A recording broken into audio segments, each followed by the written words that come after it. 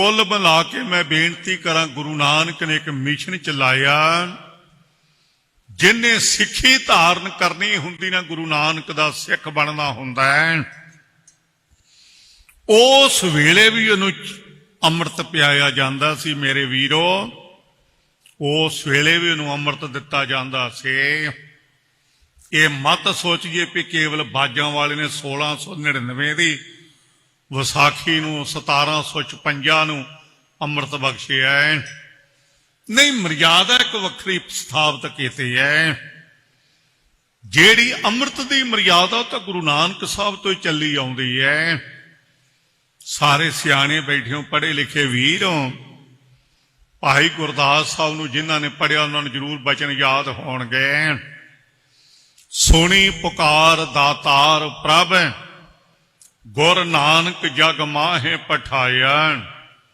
चरण धोए रहरास कार, चरनामृत सिखां पी लाया।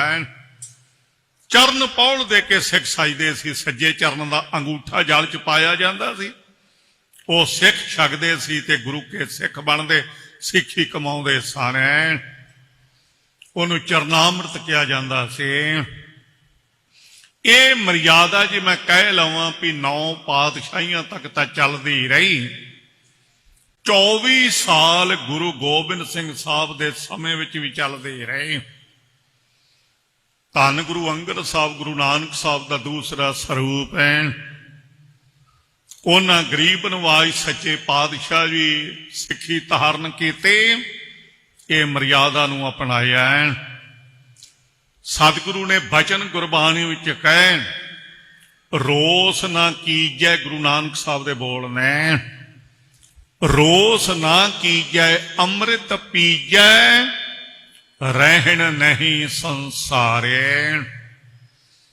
सतगुरु ने अमृत बख्शिया गुरु नानक ने। गुरु अमरदास महाराज दे बाणी दे शब्द नेतनेम करने वाले जरूर पढ़ते होवांगे।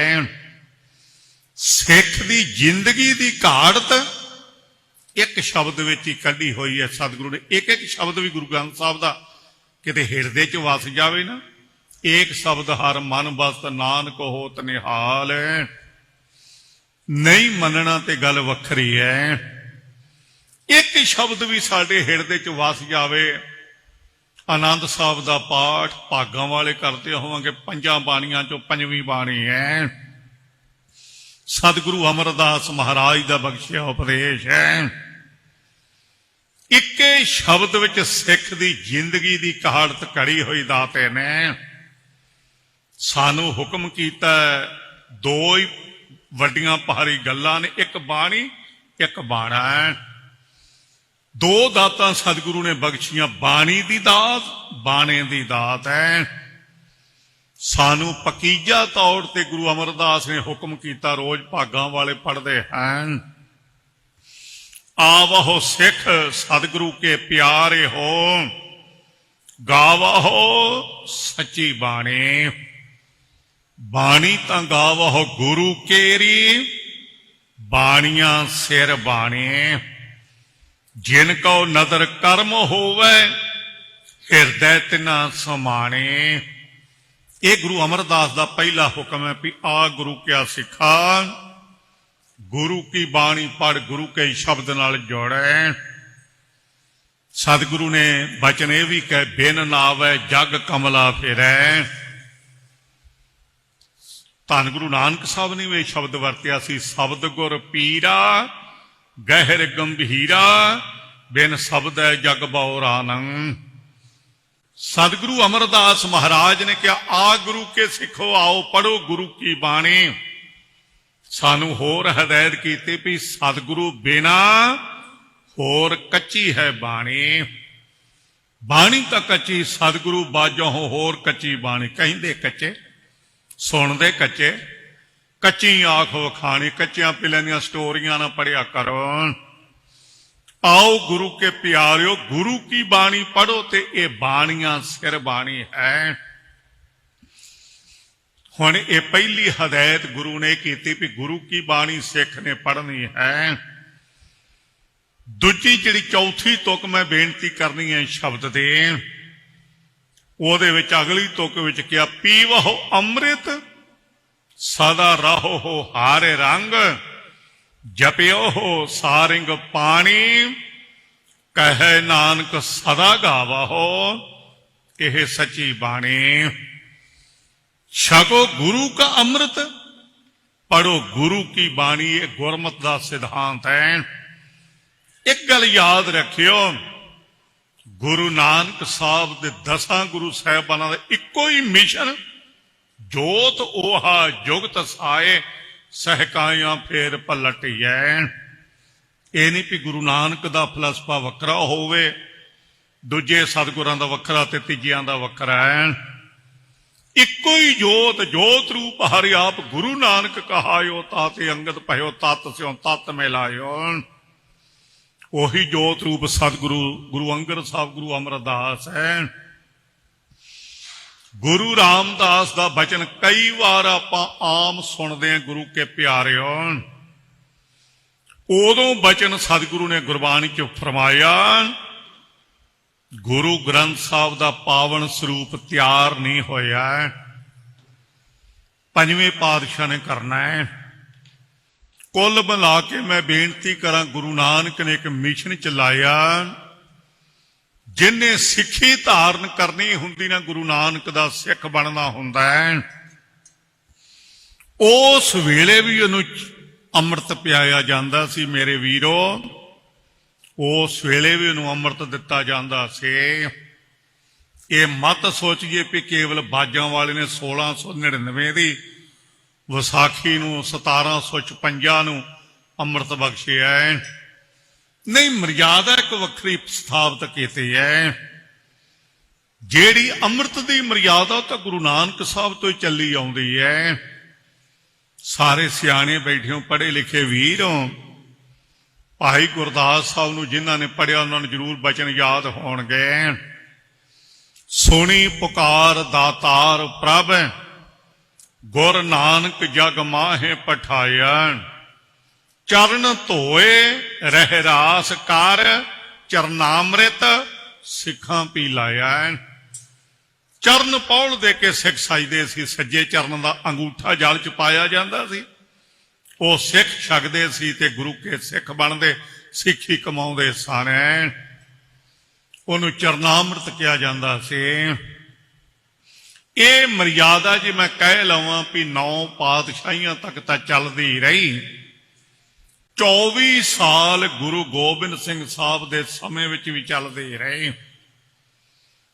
ਧੰਨ ਗੁਰੂ ਅੰਗਦ ਸਾਹਿਬ ਗੁਰੂ ਨਾਨਕ ਸਾਹਿਬ ਦਾ ਦੂਸਰਾ ਸਰੂਪ ਹੈ। ਉਹਨਾਂ ਗਰੀਬ ਨਵਾਜ ਸੱਚੇ ਪਾਤਸ਼ਾਹ ਜੀ ਸਿੱਖੀ ਧਾਰਨ ਕੀਤੇ, ਇਹ ਮਰਿਆਦਾ ਨੂੰ ਅਪਣਾਇਆ। ਸਤਿਗੁਰੂ ਨੇ ਬਚਨ ਗੁਰਬਾਣੀ ਵਿੱਚ ਕਹੇ, ਰੋਸ ਨਾ ਕੀਜੈ, ਗੁਰੂ ਨਾਨਕ ਸਾਹਿਬ ਦੇ ਬੋਲ ਨੇ, ਰੋਸ ਨਾ ਕੀਜੈ ਅੰਮ੍ਰਿਤ ਪੀਜੈ ਰਹਿਣ ਨਹੀਂ ਸੰਸਾਰੇ। ਸਤਿਗੁਰੂ ਨੇ ਅੰਮ੍ਰਿਤ ਬਖਸ਼ਿਆ ਗੁਰੂ ਨਾਨਕ ਨੇ। ਗੁਰੂ ਅਮਰਦਾਸ ਮਹਾਰਾਜ ਦੇ ਬਾਣੀ ਦੇ ਸ਼ਬਦ ਨਿਤਨੇਮ ਕਰਨ ਵਾਲੇ ਜ਼ਰੂਰ ਪੜ੍ਹਦੇ ਹੋਵਾਂਗੇ। ਸਿੱਖ ਦੀ ਜ਼ਿੰਦਗੀ ਦੀ ਘਾੜਤ ਇੱਕ ਸ਼ਬਦ ਵਿੱਚ ਹੀ ਕੱਢੀ ਹੋਈ ਹੈ ਸਤਿਗੁਰੂ ਨੇ। ਇੱਕ ਇੱਕ ਸ਼ਬਦ ਵੀ ਗੁਰੂ ਗ੍ਰੰਥ ਸਾਹਿਬ ਦਾ ਕਿਤੇ ਹਿਰਦੇ 'ਚ ਵਸ ਜਾਵੇ ਨਾ, ਏਕ ਸ਼ਬਦ ਹਰ ਮਨ ਬਸਤ ਨਾਨਕ ਹੋਤ ਨਿਹਾਲ। ਨਹੀਂ ਮੰਨਣਾ ਤੇ ਗੱਲ ਵੱਖਰੀ ਹੈ। ਇੱਕ ਸ਼ਬਦ ਵੀ ਸਾਡੇ ਹਿਰਦੇ 'ਚ ਵਸ ਜਾਵੇ। ਆਨੰਦ ਸਾਹਿਬ ਦਾ ਪਾਠ ਭਾਗਾਂ ਵਾਲੇ ਕਰਦੇ ਹੋਵਾਂਗੇ, 5 ਬਾਣੀਆਂ 'ਚੋਂ 5ਵੀਂ ਬਾਣੀ ਹੈ। ਸਤਿਗੁਰੂ ਅਮਰਦਾਸ ਮਹਾਰਾਜ ਦਾ ਬਖਸ਼ਿਆ ਉਪਦੇਸ਼ ਹੈ। ਇੱਕੇ ਸ਼ਬਦ ਵਿੱਚ ਸਿੱਖ ਦੀ ਜ਼ਿੰਦਗੀ ਦੀ ਕਹਾੜਤ ਘੜੀ ਹੋਈ ਦਾਤੇ ਨੇ ਸਾਨੂੰ ਹੁਕਮ ਕੀਤਾ। 2 ਹੀ ਵੱਡੀਆਂ ਭਾਰੀ ਗੱਲਾਂ ਨੇ, ਇੱਕ ਬਾਣੀ ਇੱਕ ਬਾਣਾ ਹੈ। 2 ਦਾਤਾਂ ਸਤਿਗੁਰੂ ਨੇ ਬਖਸ਼ੀਆਂ, ਬਾਣੀ ਦੀ ਦਾਤ, ਬਾਣੇ ਦੀ ਦਾਤ ਹੈ। ਸਾਨੂੰ ਪਕੀਜਾ ਤੌਰ ਤੇ ਗੁਰੂ ਅਮਰਦਾਸ ਨੇ ਹੁਕਮ ਕੀਤਾ, ਰੋਜ਼ ਭਾਗਾਂ ਵਾਲੇ ਪੜ੍ਹਦੇ ਹਨ, ਆਵਹੁ ਸਿੱਖ ਸਤਿਗੁਰੂ ਕੇ ਪਿਆਰੇ ਹੋ, ਗਾਵਹੁ ਸੱਚੀ ਬਾਣੀ। ਬਾਣੀ ਤਾਂ ਗਾਵਹੁ ਗੁਰੂ ਕੇਰੀ, ਬਾਣੀਆਂ ਸਿਰ ਬਾਣੇ, ਜਿਨ ਕਉ ਨਦਰ ਕਰਮ ਹੋਵੇ, ਹਿਰਦੈ ਤਿਨਾ ਸਮਾਣੇ। ਇਹ ਗੁਰੂ ਅਮਰਦਾਸ ਦਾ ਪਹਿਲਾ ਹੁਕਮ ਹੈ ਵੀ ਆ ਗੁਰੂ ਕਿਆ ਸਿੱਖਾ, ਗੁਰੂ ਕੀ ਬਾਣੀ ਪੜ, ਗੁਰੂ ਕੇ ਸ਼ਬਦ ਨਾਲ ਜੋੜੈ। ਸਤਿਗੁਰੂ ਨੇ ਬਚਨ ਇਹ ਵੀ ਕਹੇ, ਬਿਨ ਨਾਵੈ ਜਗ ਕਮਲਾ ਫਿਰੈ। ਧੰਨ ਗੁਰੂ ਨਾਨਕ ਸਾਹਿਬ ਨੇ ਵੀ ਇਹ ਸ਼ਬਦ ਵਰਤਿਆ ਸੀ, ਸ਼ਬਦ ਗੁਰ ਪੀਰਾ ਗਹਿਰ ਗੰਭੀਰਾ, ਬਿਨ ਸ਼ਬਦੈ ਜਗ ਬਉਰਾਨੰ। ਸਤਿਗੁਰੂ ਅਮਰਦਾਸ ਮਹਾਰਾਜ ਨੇ ਕਿਹਾ, ਆ ਗੁਰੂ ਕੇ ਸਿੱਖੋ, ਆਓ ਪੜੋ ਗੁਰੂ ਕੀ ਬਾਣੀ। ਸਾਨੂੰ ਹੋਰ ਹਦਾਇਤ ਕੀਤੀ ਵੀ ਸਤਿਗੁਰੂ ਬਿਨਾ ਹੋਰ ਕੱਚੀ ਹੈ ਬਾਣੀ। ਬਾਣੀ ਤਾਂ ਕੱਚੀ, ਸਤਿਗੁਰੂ ਬਾਝੋਂ ਹੋਰ ਕੱਚੀ ਬਾਣੀ। ਕਹਿੰਦੇ ਕੱਚੇ, ਸੁਣਦੇ ਕੱਚੇ, ਕੱਚੀ ਆਖ ਵਖਾਣੀ, ਕੱਚਿਆਂ ਪਿੱਲਿਆਂ ਦੀਆਂ ਸਟੋਰੀਆਂ ਨਾ ਪੜਿਆ ਕਰੋ। ਆਓ ਗੁਰੂ ਕੇ ਪਿਆਰਿਓ, ਗੁਰੂ ਕੀ ਬਾਣੀ ਪੜੋ, ਤੇ ਇਹ ਬਾਣੀਆਂ ਸਿਰ ਬਾਣੀ ਹੈ। ਹੁਣ ਇਹ ਪਹਿਲੀ ਹਦਾਇਤ ਗੁਰੂ ਨੇ ਕੀਤੀ ਵੀ ਗੁਰੂ ਕੀ ਬਾਣੀ ਸਿੱਖ ਨੇ ਪੜ੍ਹਨੀ ਹੈ। ਦੂਜੀ ਜਿਹੜੀ ਚੌਥੀ ਤੁਕ ਮੈਂ ਬੇਨਤੀ ਕਰਨੀ ਹੈ ਸ਼ਬਦ ਦੇ, ਉਹਦੇ ਵਿੱਚ ਅਗਲੀ ਤੁਕ ਵਿੱਚ ਕਿਹਾ, ਪੀਵਹੁ ਅੰਮ੍ਰਿਤ ਸਦਾ ਰਹੋ ਹਾਰੇ ਰੰਗ, ਜਪਿਓ ਸਾਰਿੰਗ ਪਾਣੀ, ਕਹੈ ਨਾਨਕ ਸਦਾ ਗਾਵਹੁ, ਇਹ ਸੱਚੀ ਬਾਣੀ। ਛਕੋ ਗੁਰੂ का ਅੰਮ੍ਰਿਤ, ਪੜੋ ਗੁਰੂ ਕੀ ਬਾਣੀ। ਇਹ ਗੁਰਮਤਿ ਦਾ ਸਿਧਾਂਤ ਹੈ।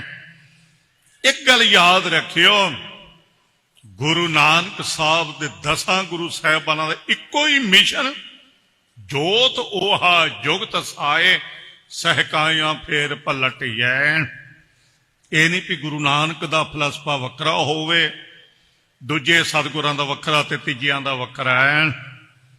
ਇੱਕੋ ਹੀ ਜੋਤ, ਜੋਤ ਰੂਪ ਹਰਿ ਆਪ ਗੁਰੂ ਨਾਨਕ ਕਹਾਇਓ, ਤਾਤੇ ਅੰਗਦ ਭਇਓ, ਤਤ ਸਿਉ ਤਤ ਮਿਲਾਇਓ। ਉਹੀ ਜੋਤ ਰੂਪ ਸਤਿਗੁਰੂ ਗੁਰੂ ਅੰਗਦ ਸਾਹਿਬ, ਗੁਰੂ ਅਮਰਦਾਸ ਹੈ। ਗੁਰੂ ਰਾਮਦਾਸ ਦਾ ਬਚਨ ਕਈ ਵਾਰ ਆਪਾਂ ਆਮ ਸੁਣਦੇ ਹਾਂ, ਗੁਰੂ ਕੇ ਪਿਆਰਿਓ। ਉਦੋਂ ਬਚਨ ਸਤਿਗੁਰੂ ਨੇ ਗੁਰਬਾਣੀ ਚ ਫਰਮਾਇਆ, ਗੁਰੂ ਗ੍ਰੰਥ ਸਾਹਿਬ ਦਾ ਪਾਵਨ ਸਰੂਪ ਤਿਆਰ ਨਹੀਂ ਹੋਇਆ, ਪੰਜਵੇਂ ਪਾਤਸ਼ਾਹ ਨੇ ਕਰਨਾ ਹੈ।